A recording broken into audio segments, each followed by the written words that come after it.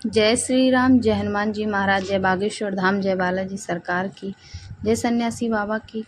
तो hello guys, welcome to my new videos. Kanishk videos में स्वागत है। आप लोग कैसे हैं? आई होप आप सभी स्वस्थ होंगे, अच्छे होंगे और आप पर हमेशा भगवान जी की कृपा बनी रहे, ऐसा हम अपने भगवान जी से प्रार्थना करते हैं।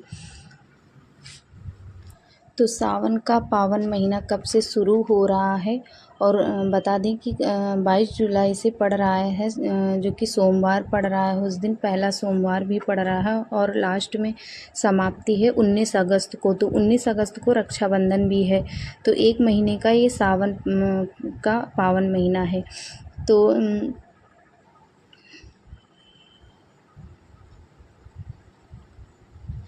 तो मैं बता दूं कि सावन में कौन कौन व्रत रह सकता है, कौन नहीं रह सकता है, इस विषय पे आज बात करेंगे। कि बहुत सारी महिलाओं का सवाल था कि क्या मैं रह सकती हूँ, क्या कुंवारी लड़कियां ही रहती हैं या विवाहित औरतें भी, महिलाएं भी रह सकती हैं।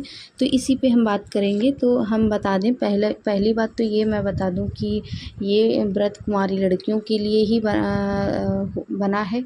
और भोलेनाथ की जो कुंवारी लड़कियां व्रत रहती हैं उनको मनचाहा वरदान मिलता है, मनचाहा वर मिलता है। तो इसलिए कुंवारी लड़कियां भी रहती हैं। और विवाहित महिलाएं जो हैं वो भी रह सकती हैं अपने पति की लंबी उम्र के लिए और उनका स्वास्थ्य सही रहे, इस मनोकामना को लेकर वो लोग भी रह सकती हैं। तो इस तरीके से आपको सावन का व्रत रहना है। तो एक महिला का सवाल है ये कि क्या हम मिट्टी का शिवलिंग बना के वो शिवलिंग का ही अभिषेक करें मिट्टी का। तो आप देखिए, मिट्टी का शिवलिंग बनाएंगी तो आप अच्छे से उसको सुखा के और बहुत पक्का करके तभी उन पे आप अभिषेक कर पाएंगी। क्योंकि मिट्टी का शिवलिंग जो होता है ना, आप जल ऐसी जगह पे, ऊंची जगह पे रख के उनका अभिषेक करिए ताकि वो घुले ना, घुल जाती है ना मिट्टी। तो इस वजह से आप अच्छे से पक्का करके तभी आप शिवलिंग पर अभिषेक कर सकती हैं मिट्टी का शिवलिंग बना के। तो ये हो गया शिवलिंग का। तो और भी सवाल थे जो पूछा है कि क्या हम नए सिरे से व्रत रह सकते हैं। तो सावन में हम 16 सोमवार व्रत रह रहे हैं, वो क्या छोड़ दें और क्या कंटिन्यूअस रखें। तो आप 16 सोमवार व्रत रह रही हैं तो वो कंटिन्यूअस रखेंगी, उसको छोड़ना नहीं है। वो भी यही सावन का सोमवार में ही काउंट हो जाएगा, ऐसा कुछ नहीं कि आप छोड़ें। और हाँ, एक सवाल और था कि क्या हम महिलाएं कंटिन्यूअस व्रत जो सावन में 5 सोमवार पड़ते हैं उनमें एक आधा छूट जाता है, तो उस अवस्था में क्या हम व्रत रह सकते हैं। तो महिलाओं की जो दिक्कत होती है तो वो व्रत को नहीं छोड़ना है, आप पूजा किसी और से करवा सकते हैं। व्रत रखेंगे, व्रत अच्छे से नहा धो के अपना व्रत रखिए और पूजा किसी से भी, घर के किसी भी सदस्य से करवा दीजिएगा। तो इस तरीके से आपको व्रत रहना। और जो लोग नया व्रत उठाना चाहते हैं, जैसे कि माता संतोषी माता का व्रत होता है और भी बहुत सारे व्रत हैं, बृहस्पतिवार व्रत, ये सब भी आप सावन के महीने से उठा सकते हैं। सावन का महीना बहुत ही पावन माना जाता है और भगवान शिव का महीना है। ये बहुत ही शुभ होता है। अगर आप इस महीने से अगर कोई भी व्रत उठाना चाहते हैं तो उठा सकते हैं। केवल एकादशी व्रत छोड़कर आप कोई भी व्रत उठाना चाहें तो इस महीने से आप व्रत उठा सकती हैं। तो एक महिला का क्वेश्चन है, उन्होंने पूछा है कि क्या हम मायके आषाढ़, जो सावन से पहले जो महीना पड़ता है आषाढ़ का, उसमें मायके आया जाया जाता है। तो जी नहीं, आषाढ़ में अगर आप पहले मायके चले गए हैं तो आप वहीं पे रहेंगे। आप जब आएंगे तो सावन में ही आएंगे। आषाढ़ का महीना अशुभ माना जाता है, तो आप आषाढ़ में ससुराल और मायका नहीं करना है आपको। अगर आप पहली बात तो आपको जाना ही नहीं चाहिए था, आषाढ़ में जाना ही नहीं है। आषाढ़ के महीने में बहुत ही, अगर बहुत इमरजेंसी है तो ही आप जा सकते हैं, अन्यथा आपको आषाढ़ के महीने में ससुराल या मायके जहाँ पे हैं आप एक ही जगह रहेंगे, ससुराल मायका नहीं करना है।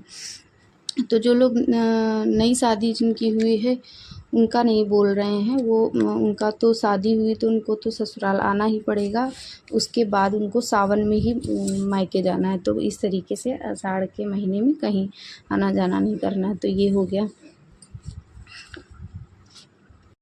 हाँ, तो एक महिला जो कि हैं उन्होंने ये सवाल किया है कि क्या गर्भवती महिलाएं सावन सोमवार व्रत रह सकती हैं। तो देखिएगा, पहले तो उनको रहना नहीं चाहिए सावन सोमवार, कोई भी व्रत नहीं रहना चाहिए प्रेगनेंसी के टाइम में। उनका दूसरा महीना हो या छठा महीना हो या आठवां महीना हो, कोई भी मंथ चल रहा हो, बट उनको नहीं रहना चाहिए, क्योंकि उस अवस्था में उनको बच्चे का और अपना ध्यान रखना चाहिए, तो खान पान में दिक्कत हो सकती है। तो इस वजह से उनको व्रत नहीं रखना चाहिए। तो वो लोग व्रत ना रखें, पूजा कर सकते हैं, सुबह नहा धोकर अपना अच्छे से पूजा कर सकते हैं, बाकी व्रत नहीं रहना है।